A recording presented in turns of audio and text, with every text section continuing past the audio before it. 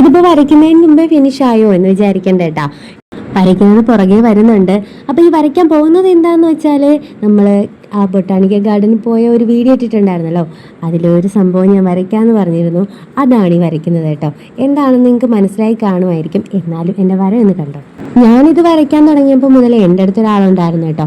അവനിങ്ങനെ ചോദിക്കുന്നുണ്ടായിരുന്നു, ഇതെന്താ അമ്മ ഈ വരയ്ക്കുന്നത്, ജീവിയാണോ അതോ യക്ഷിയാണോ, എന്തൊക്കെ അറിയണം, അങ്ങനെയൊക്കെയുള്ള ഓരോ ചോദ്യങ്ങളായിരുന്നു കേട്ടോ. പിന്നെ ലാസ്റ്റ് ഞാൻ എൻ്റെ ഗാലറി കിടന്ന ഫോട്ടോ ഇങ്ങെടുത്ത് കാണിച്ചു കൊടുത്തു. പിന്നെ അതിനെപ്പറ്റി 100 ചോദ്യങ്ങളായിരുന്നു. ചോദ്യങ്ങൾ അവിടെ തീരുമെന്ന് വിചാരിച്ചാണ് ഞാൻ ഫോട്ടോ കാണിച്ചു കൊടുത്തത്.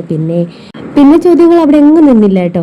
എന്തായാലും ഈ വരയ്ക്കുന്ന സംഭവം എന്താണെന്ന് വെച്ചാൽ നിങ്ങൾക്ക് മനസ്സിലായി കാണുമെന്ന് വിചാരിക്കുന്നു. എന്നാലും മനസ്സിലാവാത്ത ചിലരെങ്കിലും കാണുമായിരിക്കും അല്ലേ. ഇത് നമ്മുടെ പാലോട് ബൊട്ടാണിക്കൽ ഗാർഡനിൽ ഉണ്ടാക്കി വെച്ചിരിക്കുന്ന ഒരു ശില്പമാണ് കേട്ടോ. കരിങ്കല്ലിൽ തീർത്തതുപോലെയുള്ള ഒരു പ്രതിമയാണ് കേട്ടോ ഇത്. അതുകൊണ്ടാണ് കറുത്ത നിറം കൊടുത്തിരിക്കുന്നത്. ഞാനിവിടെ കൊടുത്തിരിക്കുന്നത് കറുത്ത നിറമല്ല, അതായത് പെൻസിൽ വെച്ചാണ് ഞാൻ ഷെയ്ഡ് ചെയ്തേക്കുന്നത് കേട്ടോ. പിന്നെ ഞാൻ ആ പ്രതിമയുടെ താഴെ ഭാഗത്തായിട്ട് കൊടുത്തിട്ടുള്ളത് ഗ്രീൻ കളറിലുള്ള ഓയിൽ പാസ്റ്റലാണ് കേട്ടോ.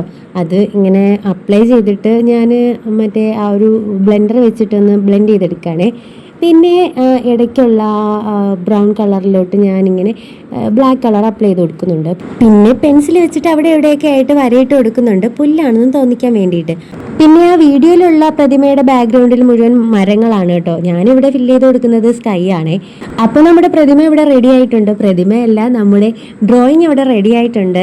ഇതാണ് ആ കലാകാരന്റെ സങ്കല്പത്തിലെ ഭൂമി ദേവി കേട്ടോ. ഭൂമി പിളർന്ന് ഇങ്ങനെ വരികയാണ്. കയ്യിൽ എന്താ ഉള്ളതെന്ന് വെച്ചാൽ കയ്യിൽ നിറച്ച് വെള്ളമാണ്. വെള്ളം കയ്യിൽ നിന്ന് താഴേക്ക് ഒഴുകുന്നത് കാണാൻ പറ്റും. സൂക്ഷിച്ചൊക്കെ കാണാം കേട്ടോ. അപ്പോൾ വീഡിയോ എത്രയുള്ള വീഡിയോ ഇഷ്ടമെങ്കിൽ ലൈക്കും സബ്സ്ക്രൈബും ചെയ്ത് സപ്പോർട്ട് ചെയ്യാൻ മറക്കരുത്. ടാറ്റാ.